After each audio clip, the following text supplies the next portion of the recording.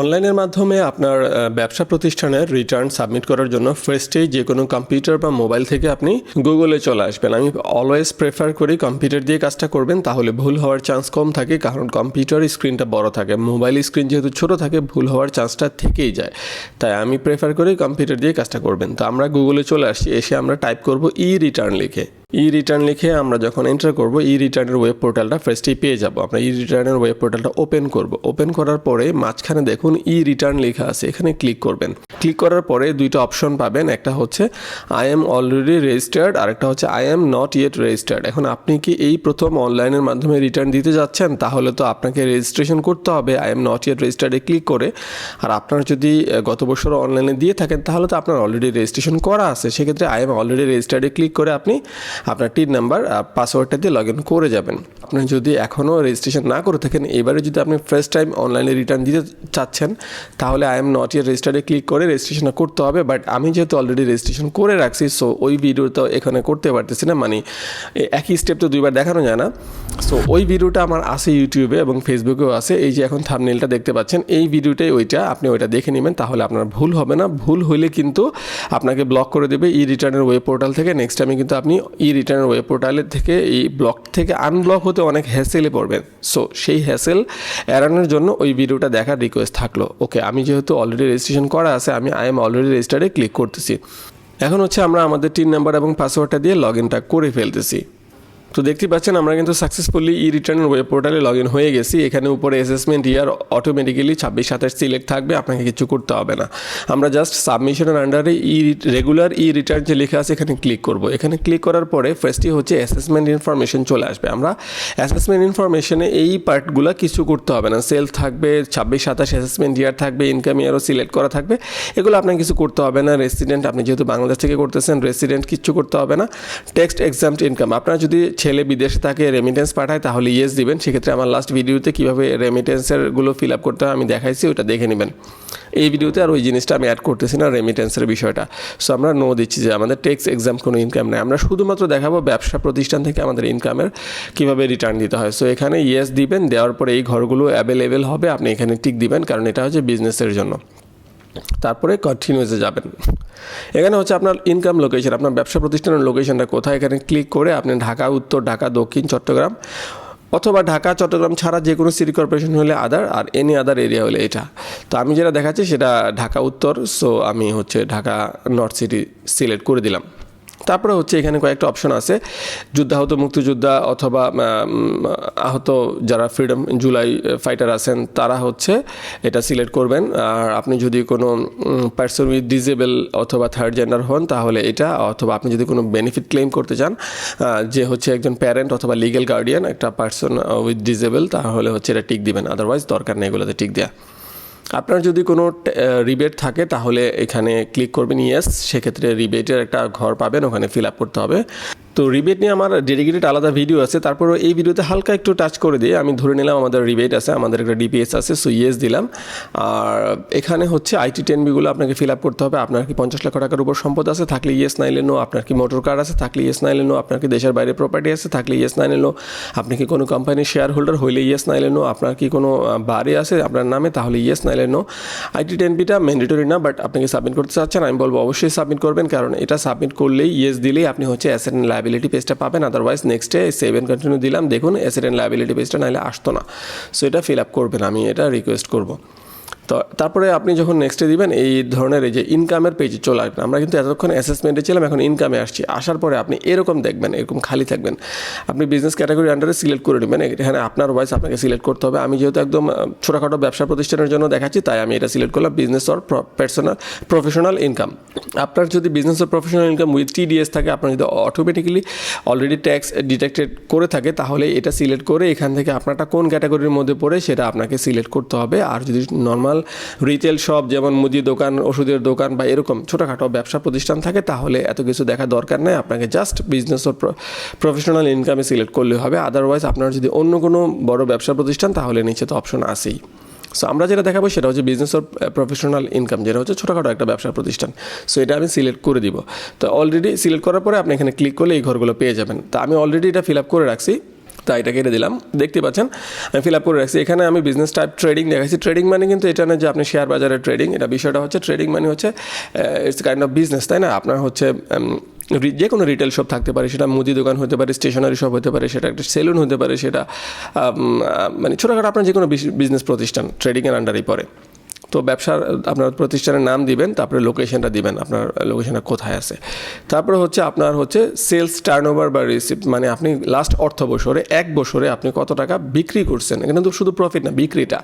তারপরে হচ্ছে আপনার খরচ কত হয়েছে, আপনার কেনা জিনিস, আপনি যে জিনিসটা বিক্রি করছেন সেটার তো একটা ক্রয় মূল্য আছে, সো আপনার সেটার প্রাইসটা দিবেন, তাহলে আপনার গ্রস প্রফিটটা বের হয়ে যাবে। লাইক আপনার 10 লাখ টাকা সেলস দেখাইছি, 4 লাখ টাকা আমাদের মানে ক্রয় মূল্য, আর বিক্রয় মূল্য 10 লাখ টাকা, সো আমাদের কিন্তু প্রফিট গ্রস হয়েছে 6 লক্ষ টাকা। বাই দ্য ওয়ে, এখানে একটা কথা বলে নেওয়া ভালো, আমি তো যতটুকু পারি চেষ্টা করি শেয়ার করার সব কিছু। তারপরেও আপনার যদি কোনো আয়কর প্রফেশনালের হেল্প চান, মানে পেইড হেল্প, হ্যাঁ, তাহলে আপনি এই যে এখন স্ক্রিনে নাম্বারটা দেখতে পাচ্ছেন, ওনার সাথে কন্ট্যাক্ট করতে পারেন, ওনার মাধ্যমে আপনার রিটার্নটা নির্ভুলভাবে আপনি জমা দিতে পারেন। বাট সবসময় বলে দিই, ওনাকে কিন্তু ফ্রি কোনো সার্ভিসের জন্য, কোনো হেল্পের জন্য কল দিবেন না, ডিস্টার্ব করবেন না। যদি আপনি পেইড সার্ভিস নিতে চান তাহলে ওনাকে কল করবেন, আদারওয়াইজ আমার তো ভিডিও আছে, দেখে দেখে আপনারটা আপনি সাবমিট করুন। এছাড়া আলো কোনো যদি এক্সপেন্স থাকে আপনাকে এখানে সিলেক্ট করে দেবেন, যেন আমি এখানে দেখাচ্ছি অল জেনারেল অ্যাডমিনিস্ট্রেটিভ সেলিং আদার এক্সপেন্সেস, আমরা 50,000 টাকা এক্সট্রা খরচ দেখাচ্ছি। সব মিলে আমাদের প্রফিট রইল তাহলে 5.5 লক্ষ টাকা। আমাদের নেট প্রফিট, গ্রস প্রফিট ছিল 6 লাখ, 5.5 লাখ টাকা নেট প্রফিট। এখানে আরেকটা জিনিস আছে, আপনি চাইলে ইয়েস দিয়ে আপনি এগুলো ফিল আপ করতে পারেন, যে আপনি যদি অ্যাকাউন্ট বই মেনটেন করেন এগুলো ফিল আপ করতে পারেন। আমি এগুলা ফিল আপ করতেছি না, ভিডিওটা ইজি হবে আপনাদের জন্য, সো নো দিয়ে দিচ্ছি, দিয়ে আমি সেভ এন্ড কন্টিনিউতে যাচ্ছি। এবার ওই যে বলছিলাম রিবেট আপনি মানে ছাড়, আপনার ডিপিএস থাকলে, সঞ্চয়পত্র থাকলে, আপনার হচ্ছে লাইফ ইন্স্যুরেন্স প্রিমিয়াম থাকলে, এগুলো থেকে আপনি ছাড় পাবেন আপনার যদি ট্যাক্স আসে। সো আমাদের একটা ডিপিএস আমরা দেখাই দিচ্ছিলাম, যেহেতু আমি অ্যাসেট অ্যান্ড লায়াবিলিটি ডিপিএসটা ফিল আপ করে রাখছি, সো আমি এখানে দেখাই দিচ্ছি ডিপিএসের আন্ডারে ব্যাংক, আমি ব্র্যাক ব্যাংক দিয়ে দিলাম, অ্যাকাউন্ট নাম্বারটা দিয়ে দিলাম, ডিপোজিট অ্যামাউন্ট 84,000 টাকা এই অর্থ বছরে ডিপিএস বাবদ জমা হয়েছে। সো ডিপিএস সর্বোচ্চ 1,20,000 টাকা পর্যন্ত কাউন্ট হয়, এর উপরে যতই হোক আপনি যতই জমা করেন 1,20,000 ক্যালকুলেশনটা আসবে, আর বেশিটা আসবে না। সঞ্চয়পত্র হলে 5 লাখ পর্যন্ত আসবে। সো এগুলো থাকলে কি হয়, আপনি একটা ছাড় পাবেন, আপনার যে ট্যাক্স আসবে ট্যাক্সের একটা ছাড় পাবেন। এটা নিয়ে ডিটেল আমার আলাদা ভিডিও আছে, রিবেট নিয়ে জানতে হলে ওটা দেখতে পারেন। ওকে, এটা লিখে আমি 7 কন্টিনিউস যাচ্ছি। এক্সপেন্ডিচার, আপনার বাৎসরিক খরচ, লাস্ট 8 বছরে কত টাকা খরচ হচ্ছে সেটা আপনি এখানে দেখাই দিবেন, একদম ইজিলি এখানে এটা দেখানো যায় সুন্দরভাবে। এভাবে আমার মতো করে এক্সপেন্স, ফুড, ক্লথিং, আদার এক্সপেন্সেস এটা দেখাইছি, অ্যাকোমোডেশনে এটা দেখাইছি, তারপরে হচ্ছে house hold utility like electricity, gas, phone, internet এগুলো দেখাইছি, আপনার এডুকেশন এক্সপেন্সেস দেখাইছি, এইভাবে আমি দেখাই দিচ্ছি, আপনিও এভাবে দেখাই দিবেন। তবে আপনারটা যদি প্রথম রিটার্ন হয় তাহলে তো ঠিক আছে, বাট সেকেন্ড রিটার্ন হলে লাস্ট অর্থ বছরে যে যেমন দেখাইছেন কাছাকাছি রাখবেন, রাত দিন পার্থক্য করবেন না, তাহলে কিন্তু সন্দেহের তালিকায় পড়ে যাবেন। আর হচ্ছে আপনার যদি অলরেডি ট্যাক্স দিয়ে থাকেন এই বছরে, এখানে কিন্তু দেখাইতে হবে, এখানে ক্লিক করে আপনি কত টাকা ট্যাক্স দিয়েছেন, আদারওয়াইজ এখানে দেখাইতে হবে না। তারপরে সেভ এন্ড কন্টিনিউসে যাবেন। এবার আসছে অ্যাসেট অ্যান্ড লায়াবিলিটি। এটা যদি আপনার প্রথম রিটার্ন হয় তাহলে ইম্পোর্টেন্ট অটোক্লিক ক্লিক করার দরকার নেই, বাট এটা যদি আপনার সেকেন্ড রিটার্ন হয় ইম্পোর্টেন্ট অটোক্লিক ক্লিক করলে কিন্তু আপনি গত বছর কী কী ফিল আপ করছেন এখানে চলে আসবে, সেক্ষেত্রে আপনার জন্য ইজি হবে। আর সেটাই কি থাকবে নাকি চেঞ্জ করবেন, ডিপেন্ড করে আপনার কি সেটাই আছে এখনও নাকি চেঞ্জ হয়েছে। যদি চেঞ্জ হয় চেঞ্জ হবে, আর সেটাই থাকলে সেটাই রাখবেন, বাট কিছু তো চেঞ্জ হবে, সো আমাদের সেটাই রেখে তারপরে একটু চেঞ্জ করতে হবে, যেটা আমাদের এই বছরে ওটা থেকে একটু চেঞ্জ আসছে। আর যারা ফার্স্ট রিটার্ন তারা তো এটা ক্লিক করার দরকারই নেই। ওকে, সেক্ষেত্রে ফার্স্টই হচ্ছে অ্যাসেটের আন্ডারে এখানে অ্যারো যদি ক্লোজ করা থেকে ওপেন করবেন বিজনেস ক্যাপিটাল, যেহেতু আমাদের এটা বিজনেস রিলেটেড, আপনি বিজনেস ক্যাপিটালে ক্লিক করার পরে business capital other than director share holding or limited company select করবেন, ছোটোখাটো ব্যবসা যেহেতু, সো ব্যবসার প্রতিষ্ঠানের নাম লিখবেন, আপনার টোটাল বিজনেস অ্যাসেট বর্তমানে কত আছে, যেহেতু আমরা 10 লাখ টাকা সেল করছি, সো অ্যাসেট এখানে 10 লাখ টাকা দেখাইলাম, আর ঋণ আছে ব্যবসা প্রতিষ্ঠানের 3 লক্ষ টাকা, সো টোটাল বিজনেস ক্যাপিটাল বর্তমানে বলা যায় 7 লক্ষ টাকা আছে।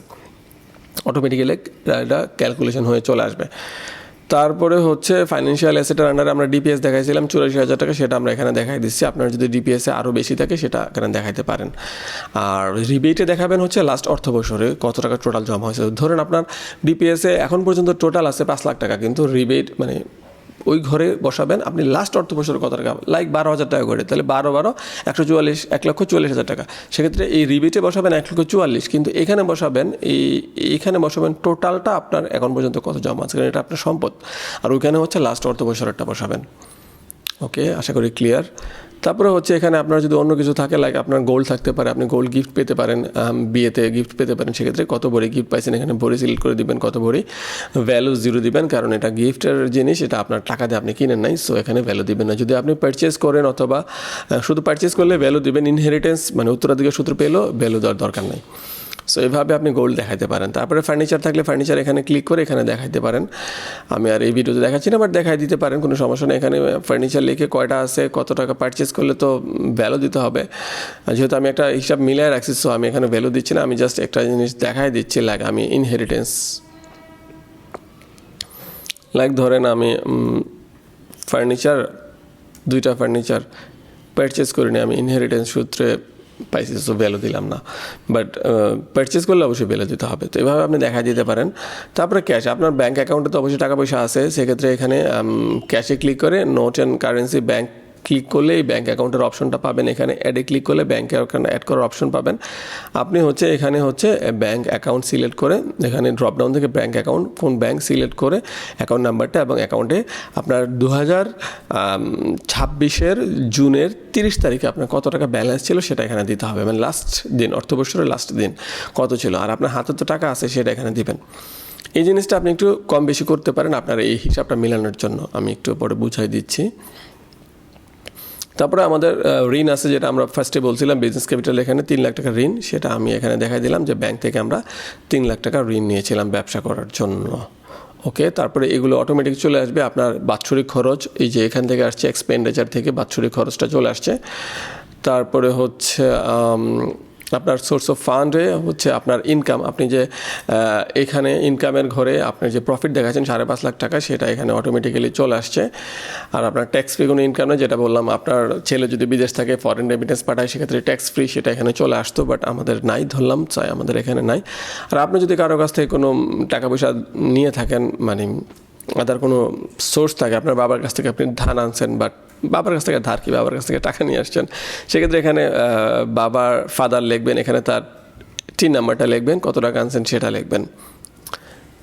ওকে, তারপরে হচ্ছে আপনার যদি লাস্ট অর্থ বছরে আপনি রিটার্ন দিয়ে থাকেন, তাহলে এখানে এই বছর যেমন নেট ওয়েলথ এখানে কত আছে, এটা লাস্ট অর্থ বছরে কত ছিল আমার এটা, তো এই গত বছর এখানে যা ছিল সেটা এখানে লিখে দিছি, এটা এভাবে লিখে দিতে হবে। আর এখানে তো অটোফিলে ক্লিক করলে তো অটোমেটিক্যালি এটা লেখা হয়ে যাবে, আপনাকে লিখতে হবে না নতুন করে। এই হচ্ছে সিস্টেম, মানে লাস্ট অর্থ বছরের বিষয়টা অটোমেটিক্যালি চলে আসবে। আর যদি লাস্ট অর্থ বছরে না দেন তাহলে তো এই ঠিক থাকবেই না, এটা তুলে দিবেন।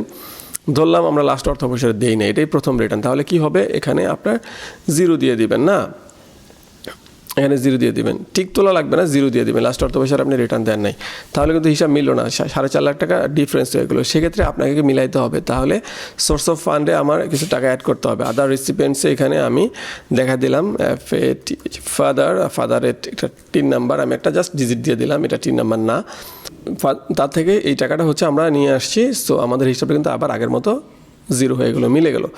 তো এভাবে মিলাইতে হবে একটু চালাকি করে, ক্যারেন্সি করে, যদি মানে আপনার এখানে ডিফারেন্সটা 0 না হয়। এই ক্যালকুলেশনটা কীভাবে হয় সেটা একটু বুঝাই দিচ্ছি, তাহলে বুঝবেন কীভাবে 0 মিলাইতে হয়। ওকে, তো আমাদের এই যে গ্রস ওয়েলথ 11,29,000 টাকা কীভাবে আসছে, আমাদের হচ্ছে বিজনেস ক্যাপিটাল আছে 7 লক্ষ টাকা, আমাদের 84,000 টাকা আছে ডিপিএসে, আমাদের ব্যাংকে আছে 3,15,000, হাতে আছে 30, সবগুলো যোগ করলে আর হচ্ছে এই টাকাটা হয় সবগুলো যোগ করে। আর আমাদের ব্যাংকের ঋণ আছে 3 লাখ টাকা, ওই টাকাটা বিয়োগ করে আমাদের নেট ওয়েলথটা আসে। তো আমাদের গত বছরে যেহেতু রিটার্ন দেয় নেই, সো নেট ওয়েলথ দেখাই নেই 0, যদি দিতাম তাহলে এখানে লিখতাম, এখানে অটোমেটিক্যালি চলে আসতো। আপনি চাইলে সেটাও করতে পারেন, যদি দিয়ে থাকেন তাহলে এখানে থেকে এটা সরাইয়া আমি আদার রেসিপিয়েন্টসে না দিয়ে এটা আমি এখানে দিতে পারি, সেক্ষেত্রে এটা নেট ওয়েলথ আকারে এখানে চলে আসবে। তাহলে চেঞ্জের নেট ওয়েলথ কত হইলো, গত বছর নেট ওয়েলথ ছিল আপনার এটা, এই বছর নেট ওয়েলথ হয়েছে এটা, তাহলে নেট ওয়েলথ বাড়লো আপনার এটা, হ্যাঁ 3,79,000 টাকা নেট ওয়েলথ বাড়লো। আপনার এই বছরে খরচ করছেন কত, এই যে আমি এক্সপেন্ডিচারে খরচ দেখাইছি না, এক্সপেন্ডিচার পেজে এই বছরে খরচ সেটা দেখাইছিলাম, এই যে এটা, এই দুইটা যোগফল হচ্ছে এটা, আপনার কত টাকা নেট ওয়েলথ বাড়লো আর খরচ কত করলেন, দুইটার যোগফল এইটা। তাহলে এই টাকাটা আপনি কোথেকে পাচ্ছেন, আপনার সোর্স অফ ফান্ড থেকে আপনি ইনকাম করছেন, মনে আছে ইনকামে 5.5 লাখ টাকা আমরা ইনকাম করছিলাম। সো এই দুইটা যখন মিলে যাবে, মানে এই দুইটার যোগফল হচ্ছে এটা আর এটা হচ্ছে আপনার ইনকাম এই বছরে, এই দুইটা যখন মিলে যাবে এটা 0 হয়ে যাবে, তাহলে আপনার হিসাবটা মিলে যাবে। সো আমরা এইভাবে হিসাবটা মিলিয়ে ফেলবো। যদি কোনো কারণে এখানে 30-40 হাজার টাকা বেশি দেখায়, আপনি ক্যাশ ইন হ্যান্ডে দেখাই দিবেন, এখানে ক্যাশ ইন হ্যান্ডে দেখাবেন, আপনার ওই টাকাটা অ্যাড করে দিবেন। তাহলে মনে করেন এটা আমি 0 দিলাম, দেখবেন ওখানে 30 হাজার টাকা বেড়ে গেছে, দেখছেন বেড়ে গেছে। সো এই টাকাটা এখানে যদি বেশি থাকে, আপনি এটা ক্যাশ ইন হ্যান্ড তো আপনার থাকতেই পারে, আপনার হাতে টাকা, সেটা তো কোনো ডকুমেন্ট লাগবে না। কিন্তু ব্যাংকে দেখালে কিন্তু ওনারা ধরতে পারবে যদি আপনি ব্যাংকে বেশি দেখান, কারণ ব্যাংক অ্যাকাউন্ট কিন্তু ট্র্যাক করতে পারে, বাট হাতে কত আছে এটা ট্র্যাক করতে পারবে না। দ্যাটস ওয়াই হাতে এটা দেখাই দিতে পারেন, অথবা আপনি কোনো একটা অ্যাসেট দেখাইতে পারেন, আপনি কিছুটা ফার্নিচার কিনছেন, সেখানে এখানে আমি দেখাইতে পারেন 30 হাজার টাকা, যদি এখানে বেশি থাকে। আর যদি মাইনাস ভ্যালু থাকে তাহলে কিন্তু কমাইতে হবে, এখান থেকে আপনার কমাইতে হবে। কোনো কারণে যদি এখানে মাইনাস চলে আসে তাহলে আপনার অ্যাসেট থেকে কমাইতে হবে, তাহলে এখানে মিলাইতে পারবেন, আদারওয়াইজ মিলাইতে পারবেন না 0। আশা করি বুঝছেন জিনিসটা ক্লিয়ার। ওকে, 7 কন্টিনিউসে যাচ্ছে, না বুঝলে আমার এগুলো নিয়ে আলাদা ভিডিও আছে আমার চ্যানেলে। তো আমরা দেখি ট্যাক্স কত আসছে। আমাদের টোটাল ইনকাম ছিল 5.5 লাখ টাকা, 5.5 লাখ টাকা থেকে 15,000 টাকা কিন্তু ট্যাক্স আসে। কীভাবে আসে? আপনার হচ্ছে আমরা জানি নতুন যে অর্থ বছর যে স্লট, সেই স্লট অনুযায়ী প্রথম 4 লাখ টাকা আপনার ফ্রি, ট্যাক্স ফ্রি। 4 লাখ টাকার উপরে নেক্সট 3 লাখ টাকার জন্য 15%। তাহলে আমরা নেক্সট 3 লাখ টাকার মধ্যে আমার এখানে আমার ইনকাম ছিল 5.5 লাখ টাকা, তাহলে 4 লাখ বাদ দিলে থাকে 1.5 লাখ টাকা। 1.5 লাখ টাকার 10% হচ্ছে 15,000 টাকা, সেভাবে 15,000 টাকা আমাদের ট্যাক্স আসছে। আর রিবেট পাইছি আমরা 8,400 টাকা। কীভাবে? মনে আছে আমাদের যে ডিপিএস দেখাইছিলাম এখানে 84,000 টাকা, সেটা থেকে এই রিবেটটা আমরা পাইছি 8,400 টাকা এখানে রিবেট আসছে। সো আমাদের রিবেট বাদ দিয়ে আমাদের ট্যাক্স আসছে হচ্ছে 6,600 টাকা। এখানে একটা ঝামেলা আছে, দেখুন এখানে ঝামেলাটা হচ্ছে টার্নওভার ট্যাক্স আকারে আমাদের দেখাচ্ছে মিনিমাম পেয়েবল ট্যাক্স 10,000 টাকা। কীভাবে আসছে 10,000 টাকা টার্নওভার ট্যাক্স? যারা অ্যাকচুয়ালি বিশাল বিজনেসম্যান, যাদের কোটি কোটি টাকার টার্নওভার হয়, তাদের 1% ট্যাক্স দিতে হয়, টার্নওভার ট্যাক্স, এটা মিনিমাম।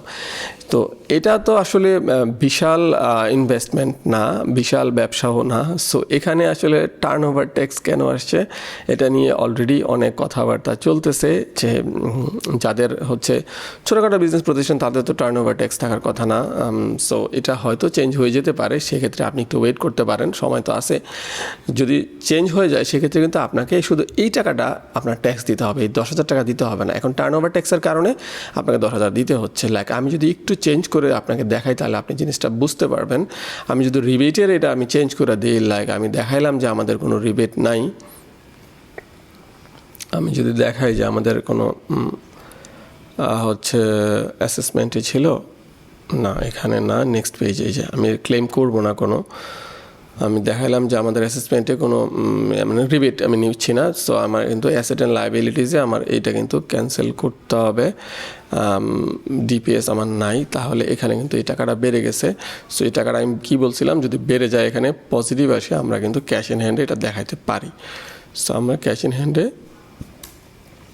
এটা দেখাই দেবো, 1,14,000 টাকা আমাদের ক্যাশ ইন হ্যান্ড আছে। ওকে, এবার আমরা রিবেট পাবো না। রিবেট না পেলে দেখুন আপনার ট্যাক্স কত আসছে।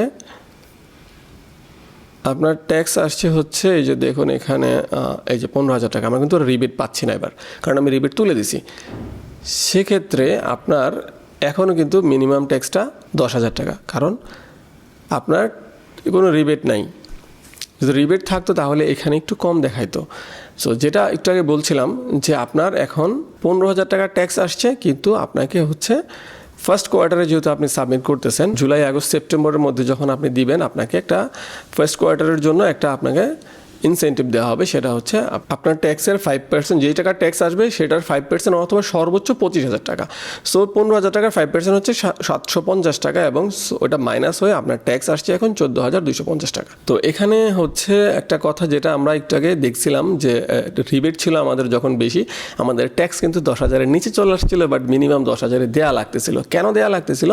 আমাদের একটা টার্নওভার ট্যাক্স অ্যাড হয়ে গেছিলো, যেটা অ্যাড হওয়ার কথা না লজিক্যালি, বাট এখন পর্যন্ত এটা আসে। সো আপনার যদি মানে সঞ্চয়পত্র থাকে বা ডিপিএস থাকে, তাহলে আপনার এটা নিয়ে টেনশন করার একটা কিছু আছে। আপনাকে এই টার্নওভার ট্যাক্সটা আপনার অ্যাড হয়ে গেলে আপনার জন্য বেড়ে যাচ্ছে, কারণ আপনার 10,000-এর নিচে চলে আসছিল। বাট আপনার যদি কোনো ইনভেস্টমেন্ট না থাকে, লাইক সঞ্চয়পত্র, ডিপিএস, লাইফ ইন্স্যুরেন্স এগুলো না থাকে তাহলে তো আপনার এগুলো মাথা ব্যথার কিছু নাই, কারণ আপনার তো এমনি 15,000 টাকার ট্যাক্স আসবে।